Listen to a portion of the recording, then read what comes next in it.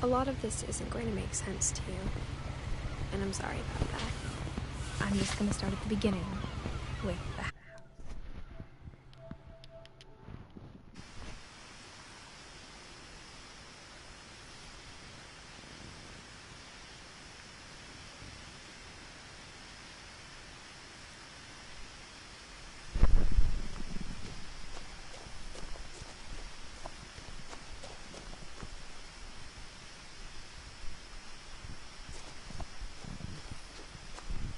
I lived here until I was 11, but I wasn't allowed inside half the rooms.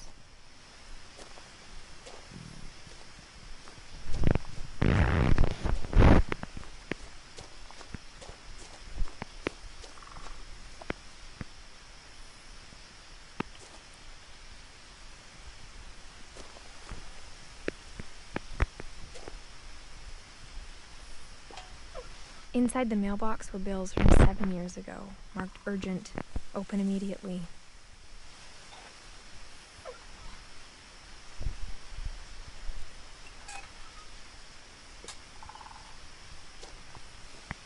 I hadn't been back since my brother Lewis's funeral.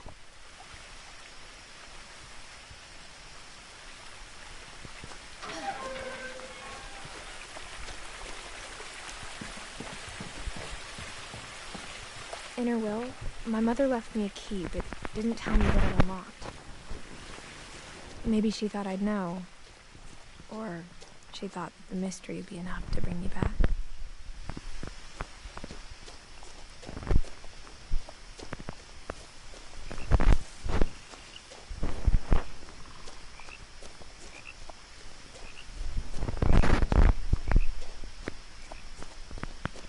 No one had driven this way in a long time, but I saw a few hoof prints.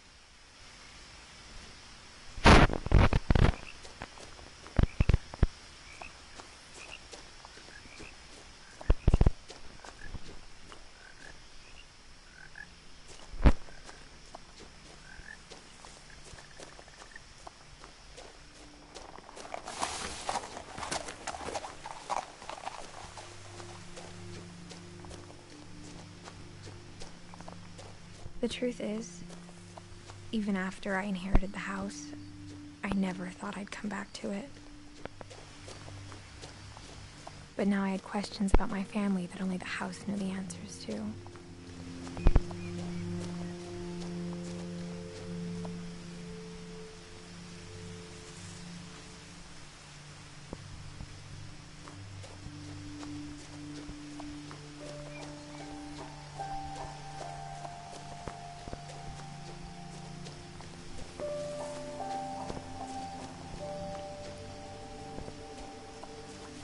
The house was exactly like I remembered it, the way I'd been dreaming about it.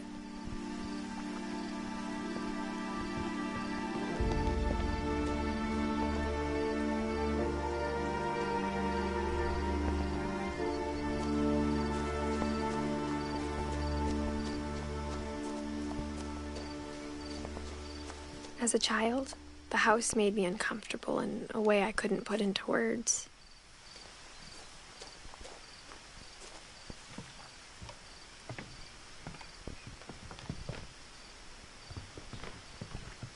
Now, as a 17-year-old, I knew exactly what those words were.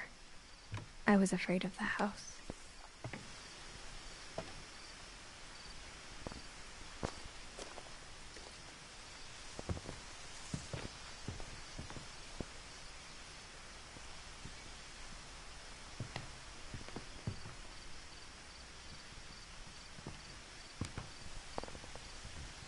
I hoped the key might unlock the front door. It didn't.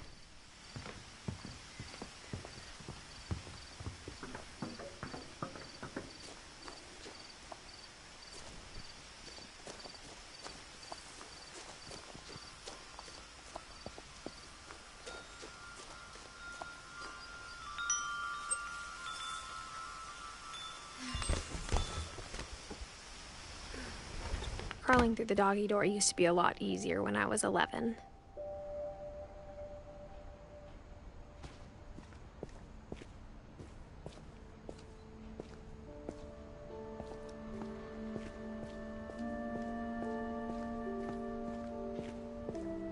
the first time in years,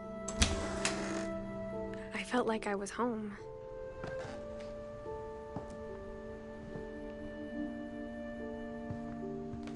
But instead of a family, there were just memories of one.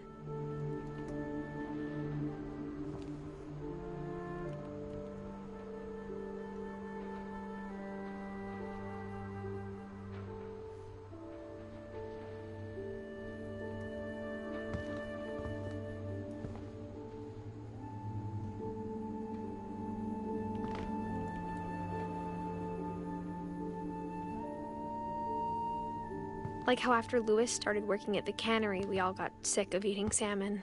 Except our cat, Molly.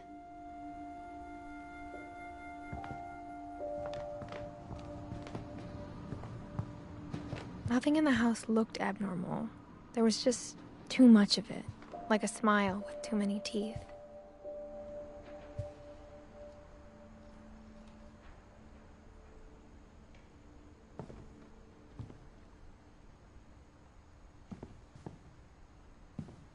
Mom always told me to stay out of the basement, so I wasn't too surprised when the key didn't fit.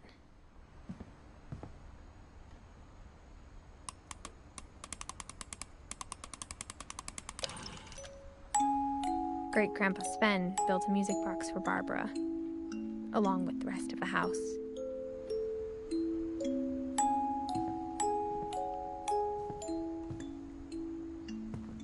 Even the fireplace had a story. Edie told me the bricks came from the original house, after it sank.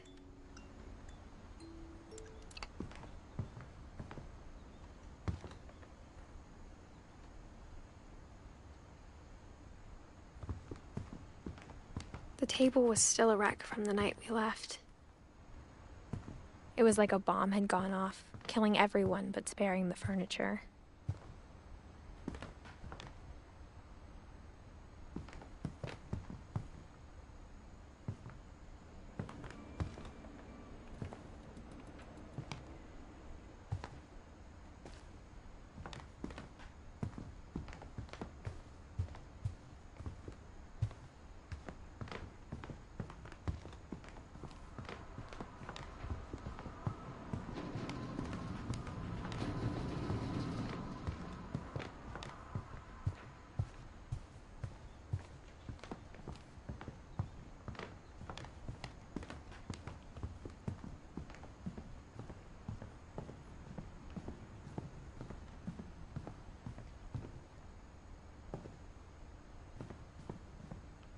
My mom wasn't much of an optimist, but she never stopped believing that my brother Milton was alive.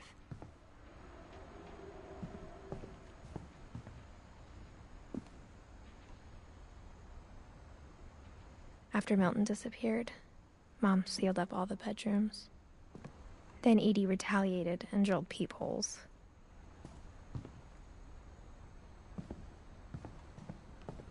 I spent a lot of time playing in Great Uncle Walter's room.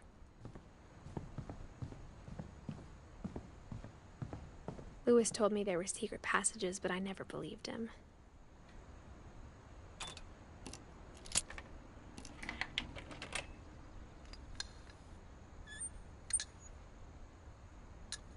Turns out, my mom was really good at keeping secrets. Now it was time to find out what my mom had been afraid of.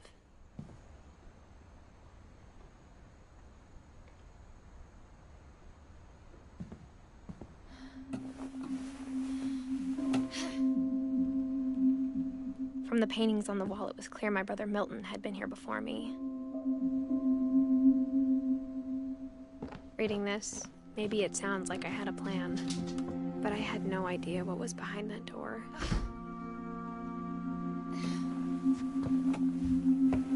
Just like I had no idea where all this was gonna lead.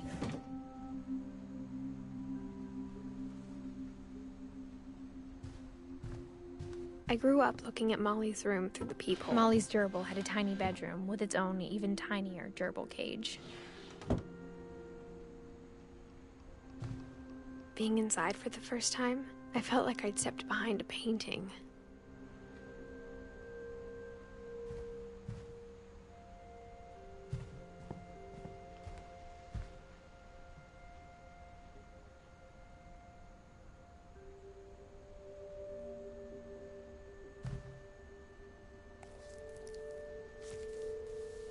December 13th, 1947. Dear Diary, I'll be gone soon, but I wanted to tell somebody about what's gonna happen. It started when Mom sent me to bed without dinner. I woke up and I was starving, so I looked around for something to eat.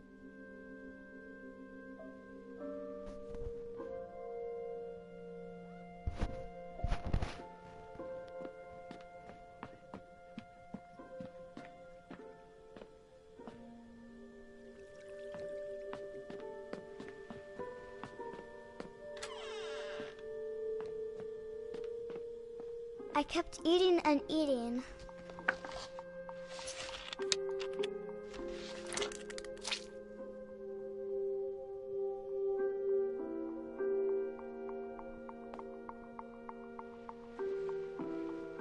I ate a lot of things that night.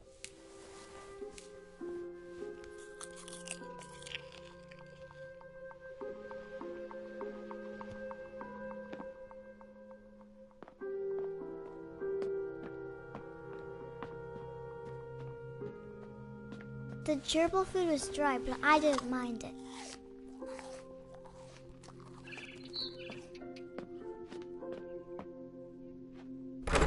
Mom, can I come out now? Sweetheart, it's late. Go to sleep. Then I heard chirping outside my window. It was a barn swallow going back to her nest. I reached out for her.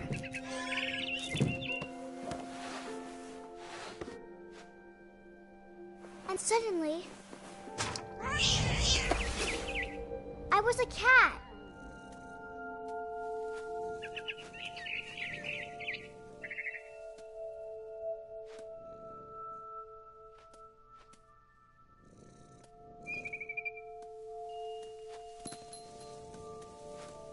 I tried to be quiet, but the bird was really scared.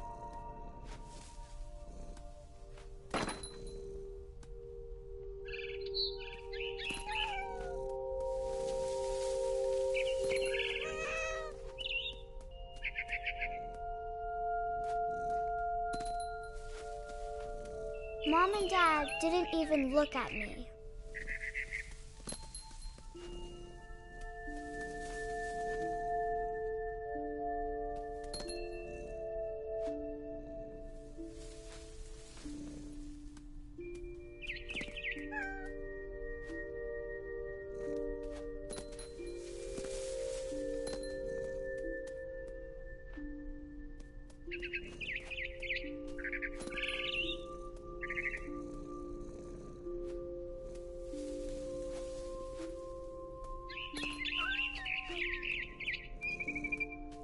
I jumped and I almost got her.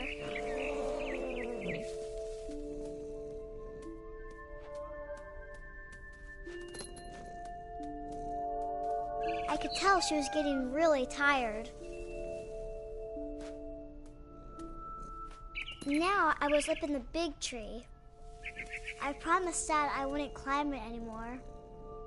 All I cared about was eating that mama bird.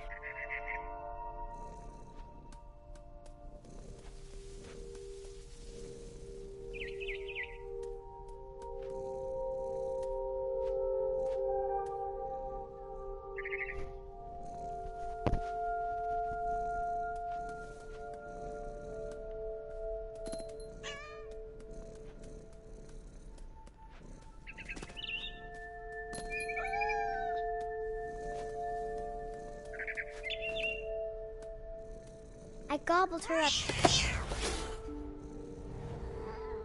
And suddenly, I was an owl. First, all I heard was the wind. Then I heard little teeth nibbling in the grass.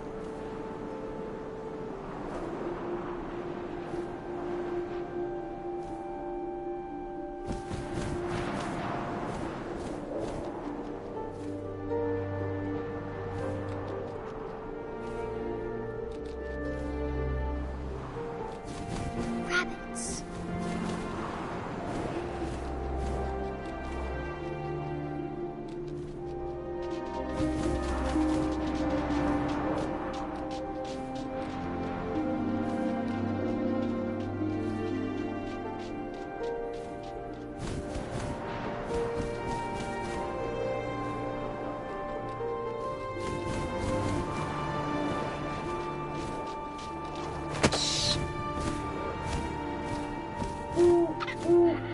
imagined his face looking up and seeing mine through my talons. I swallowed him up, and I didn't chew one bit. Then I flew off to find something bigger.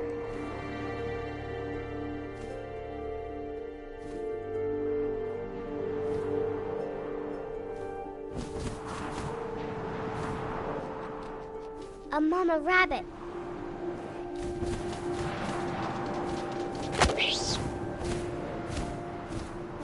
She was almost too big to carry. I started choking, but I couldn't stop eating. And suddenly, I was a shark.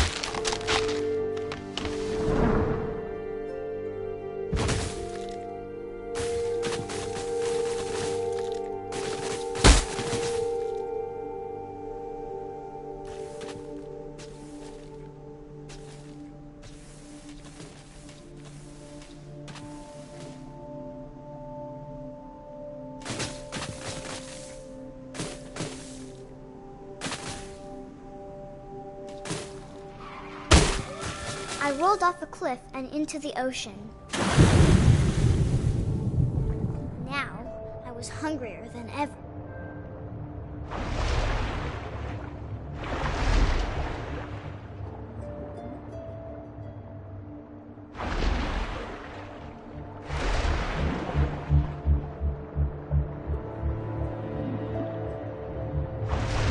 I wanted fat, juicy seals.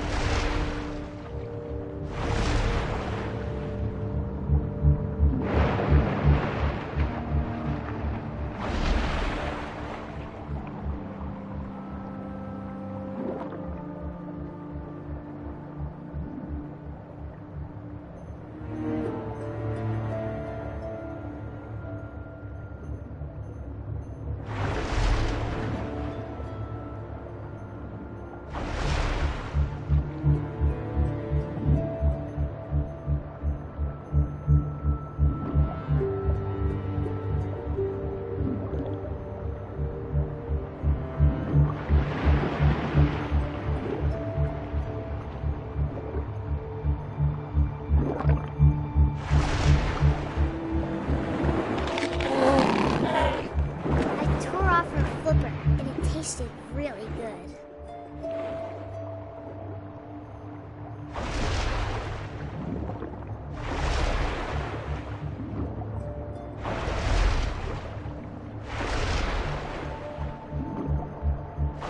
Grabbed on tight. But I was so hungry, I jumped out of the water. When I opened my eyes, everything had changed.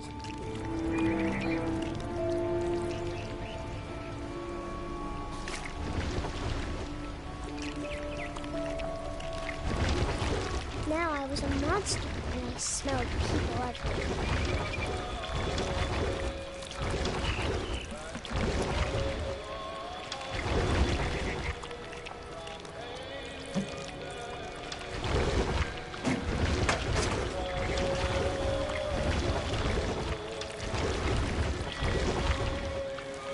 I was big, but I moved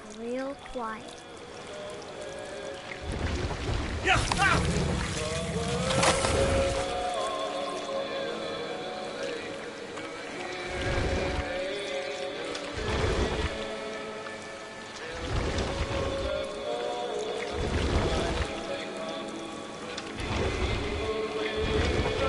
wanted to stop, but also I didn't.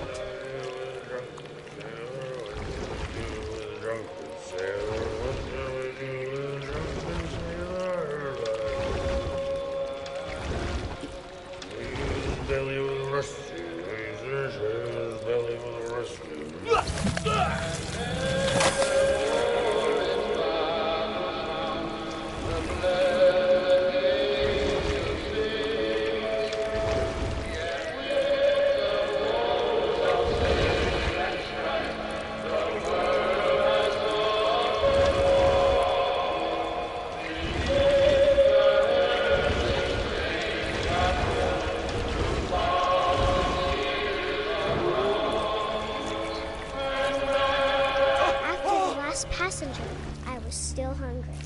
And to cross the water, I smelled something new. Something I had to have, so I swam towards it.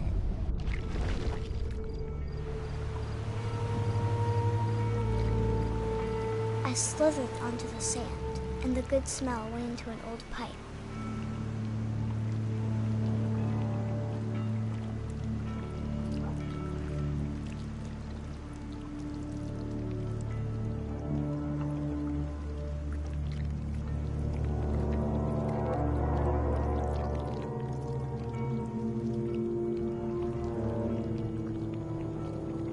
I got closer and closer.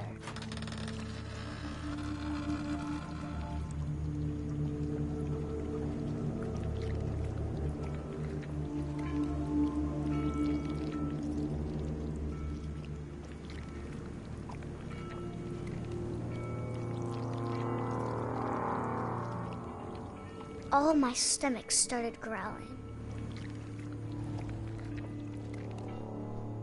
And suddenly, I was me again. I held my breath for a long time, but I couldn't hear anything.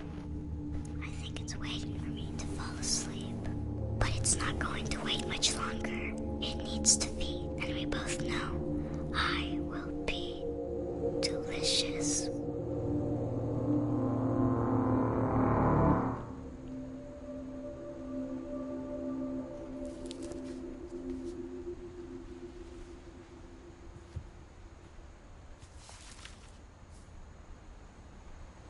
I'm not sure if I believed all of that, but I'm sure Edie would have.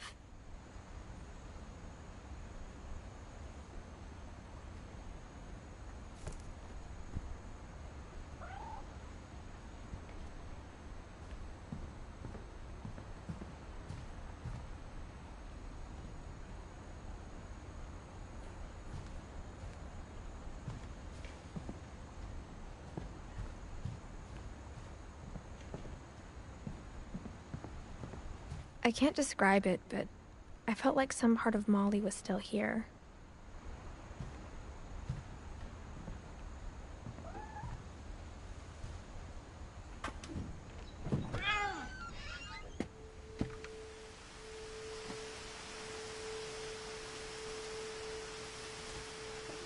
This will be obvious later, but my mom never told me any of these stories. Edie would have, but Mom didn't like bringing up the past. Though, when we adopted a stray kitten, she was the one who named it Molly. I spent a lot of time in Great-Grandma Edie's room. We got along, and it was a good place to hide from my mom.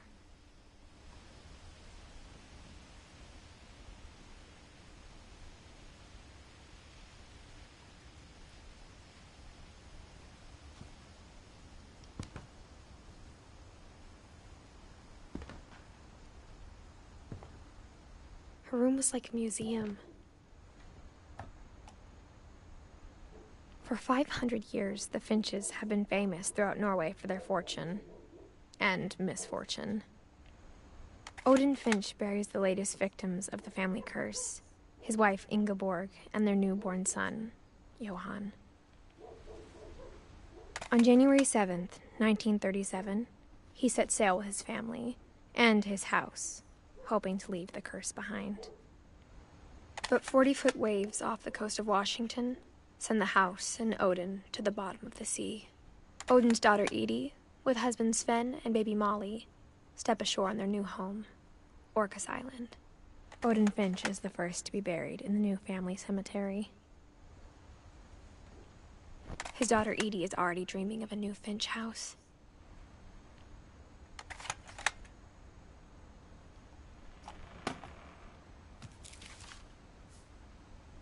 Whatever's wrong with this family, it goes back a long ways.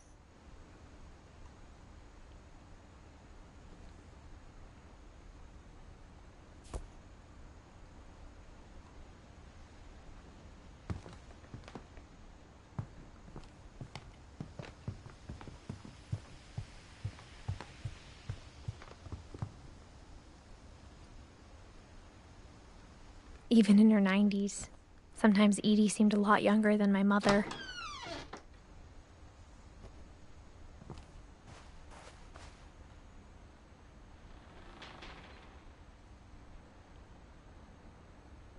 The only trace Grandpa Sam's first wife, Kay, left on the house was the pink bathroom.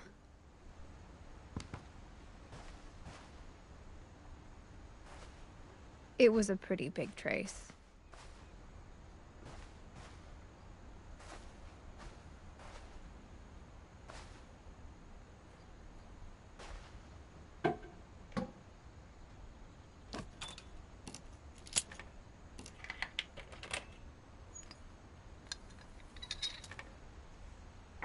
There's a secret in this bathroom. It's in the last place you would look. It isn't in the cupboard. It's hidden in this book.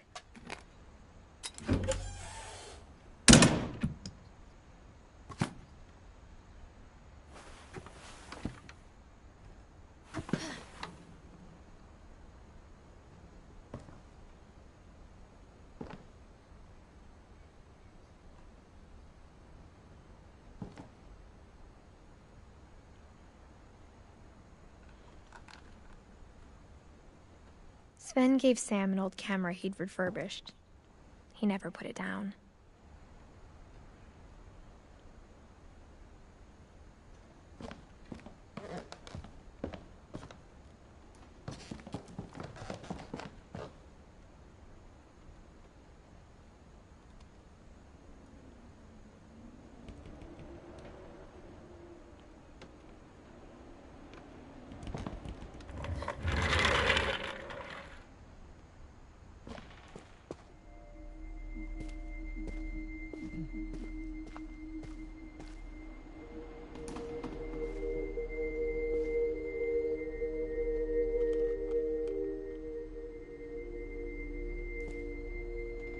I knew Grandpa Sam had a twin.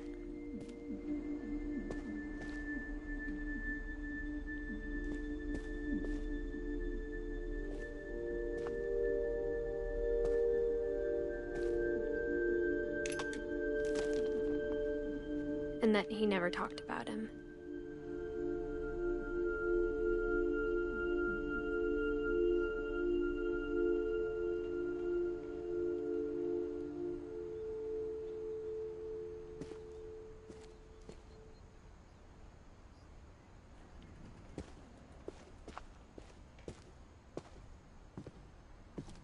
I guess my grandpa didn't like history any more than my mom did.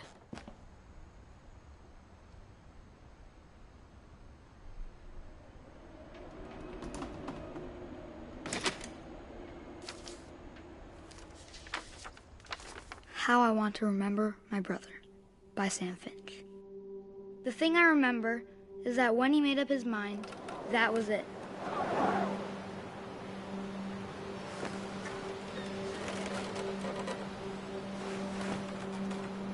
My brother said he'd die before he ate another mushroom. And he did.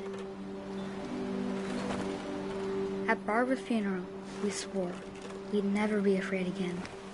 And he wasn't. I think Calvin always wanted to fly. Sam! Calvin! Dinner's ready!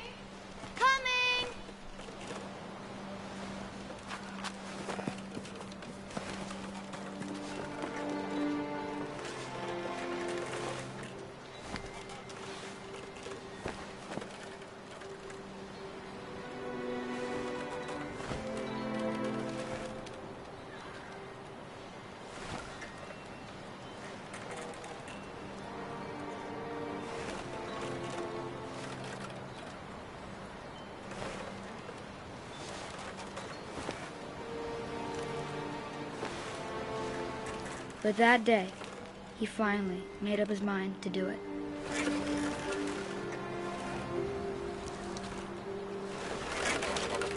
I told him going around was impossible.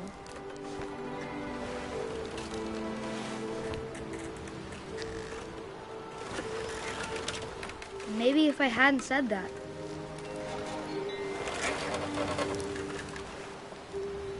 Alvin, I'm not gonna tell you again. maybe if the wind hadn't picked up,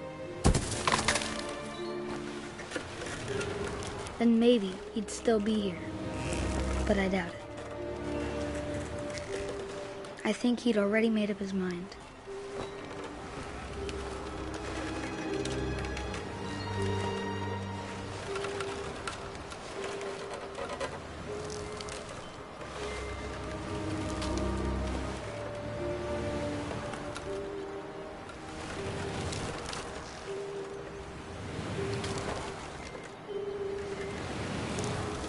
That's what I want to remember about my brother.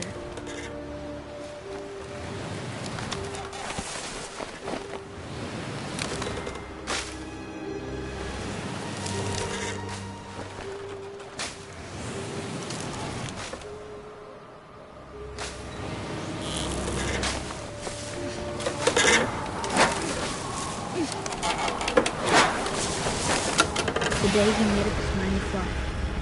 And he did.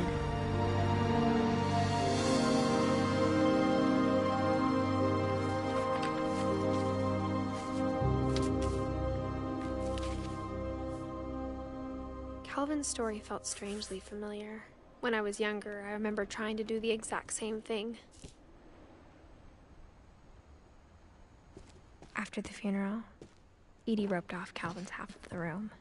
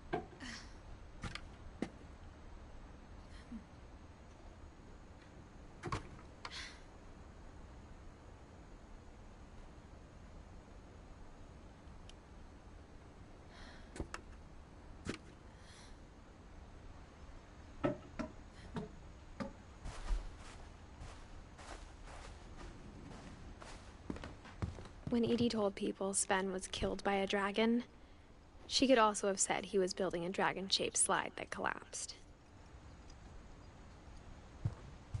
Edie gave a big interview about a mole man living under the Finch house. My mom was furious.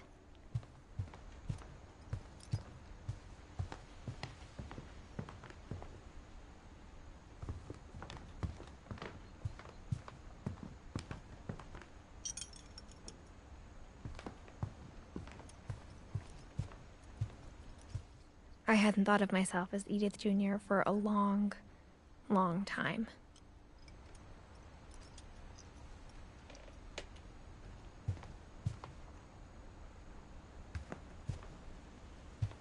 Louis died a week before we left, but Edie had already started to memorialize him.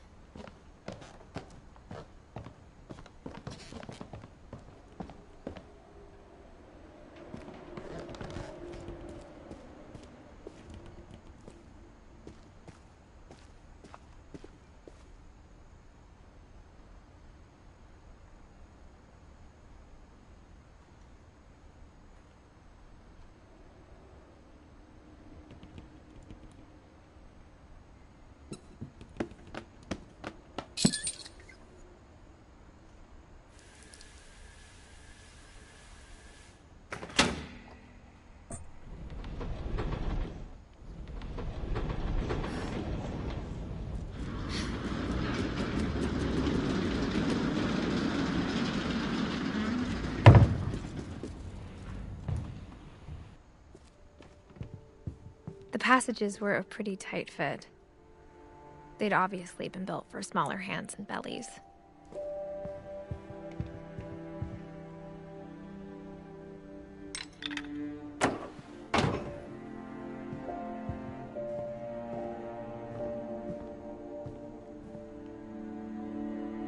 Whenever people ask me about my family, the first thing they always want to know about is Barbara.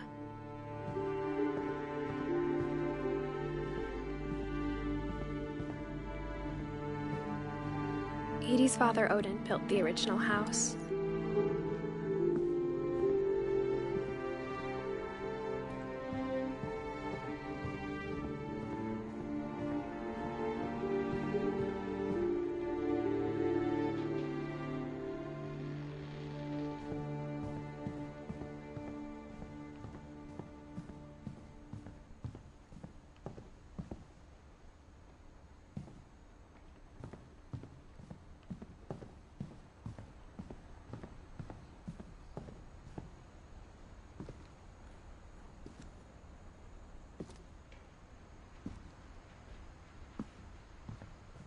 A lot of things got left behind in the whirlwind of that last night.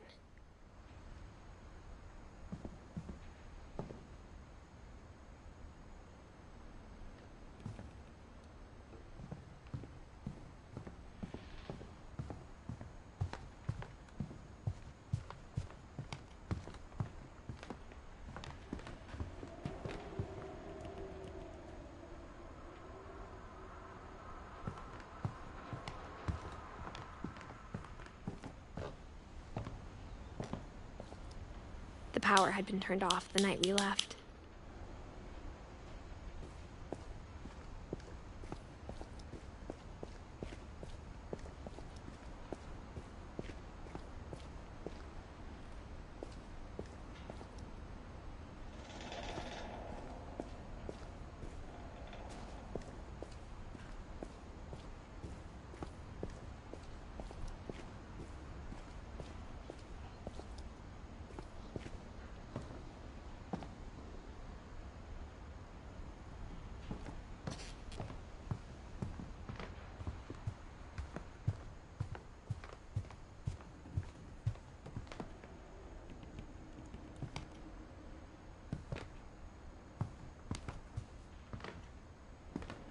My mom was the only one of us who could imagine Great-Grandma Edie living in a nursing home.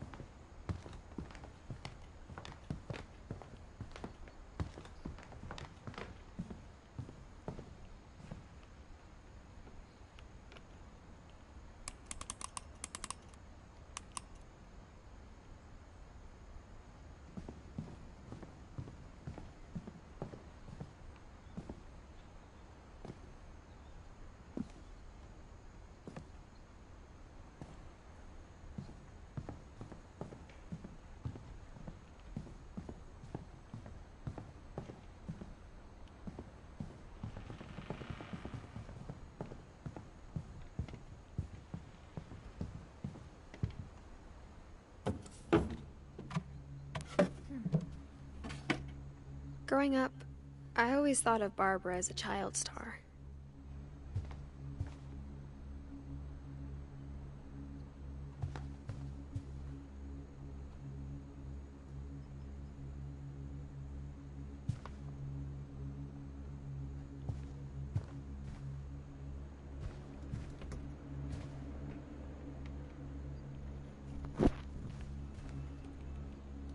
I never thought about how hard it must have been for her afterwards.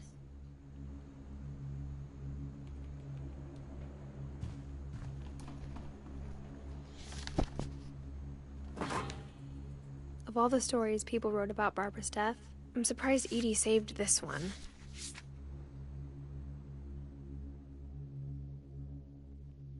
Old Jack here with another ghastly tale inspired by America's most unfortunate family. I'm calling it The Surprise Ending of Barbara Finch. As was a child star, Barbara was famous for her scream. Now at 16, she was all washed up. A has-been. But in a lucky break, she'd been asked to perform her signature scream at a local convention for monster movie fans. It was just the boost her career needed. Unfortunately, her scream hadn't aged well. Getting better. I think you just need the right motivation. Her biggest fan and current boyfriend, Rick, was about to demonstrate what... Now that was a great scream. It was Barbara's father, Sven. He'd slipped into a table saw and had to be rushed to the emergency room. So Barbara got stuck babysitting her youngest brother, Walter. Her convention comeback was cancelled. Okay, I'm hearing frustration, but I'm not hearing terror. What if I tried... A gang of hoodlums in Halloween masks have been terrorizing Orcas Island tonight. Police are urging residents to... That came from the basement. You're right! Also, I loved your delivery on that. Why is your basement door locked? Because my dad likes making puzzles and secret passages. There's a key hidden in the music box. The secret is to keep winding and winding until finally the key pops out. Thanks, babe. I'll be back in a sec. 20 minutes later, Rick hadn't returned. So Barbara went to look for him, right on cue. She reached for the music box.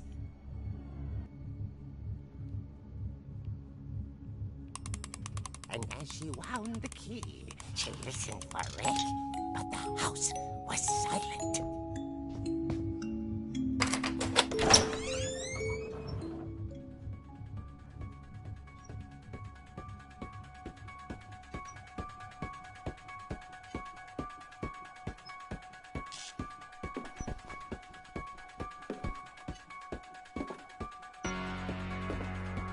She found Rick's crutch and imagined the worst.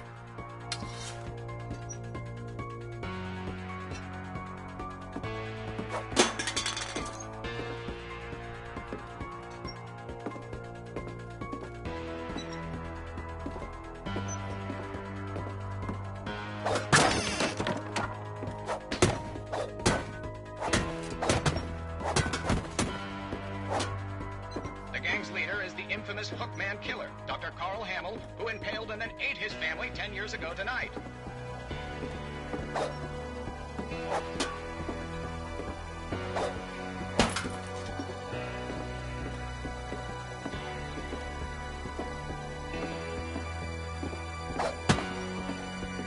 Old Finch rattled and grew still.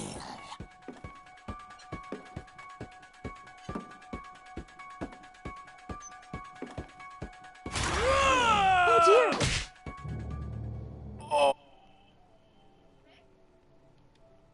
Yeah, I'm here.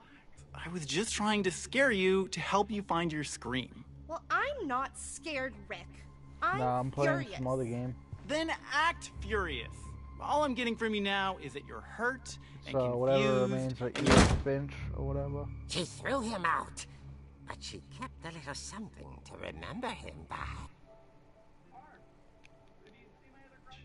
And she was still holding it when she fell asleep watching the late picture show. Hours later... Barbara!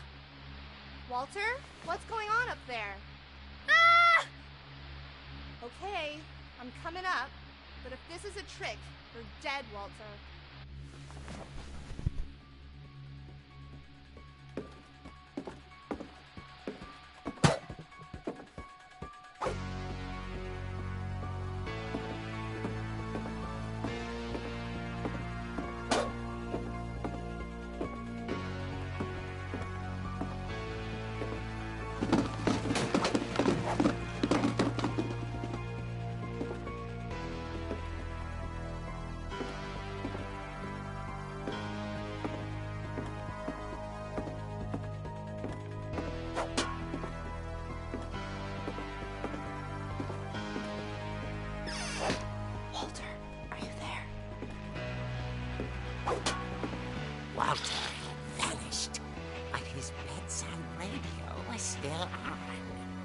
Rikers Island police describe the man as 6 feet tall, with a steel hook for a hand.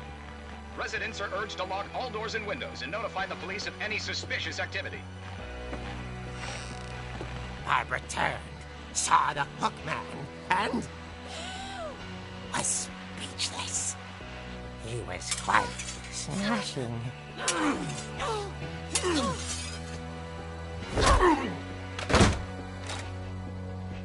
And young he was. He couldn't get enough of Barbara. Okay, Barbara. There's gotta be another way out of here.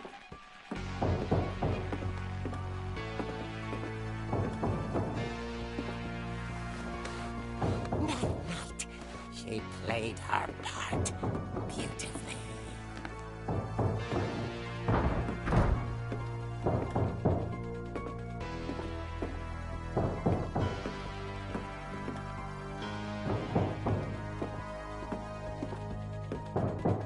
She thought about abandoning Walter, but just couldn't do it.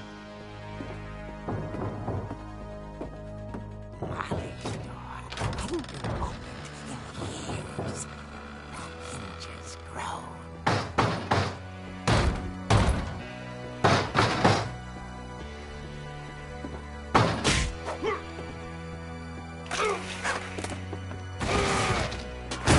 He wasn't moving, but she sensed the story might not be over yet.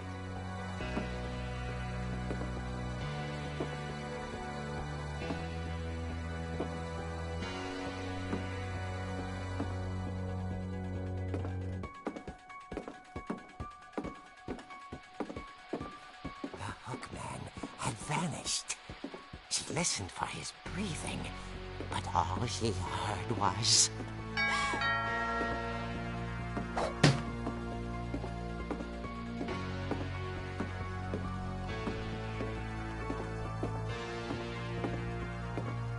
someone at the door was dying to speak to young Barbara. At the door, she heard whispering. It was coming from inside the house.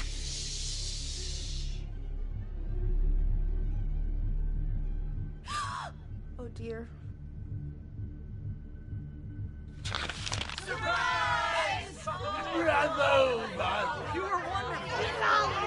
The monsters had come to surprise her. For Barbara, it was a dream come true. Then she saw what kind of monsters they were, and she realized what was about to happen. She was going to be famous. And with her final breath, Barbara Finch gave the performance of her life.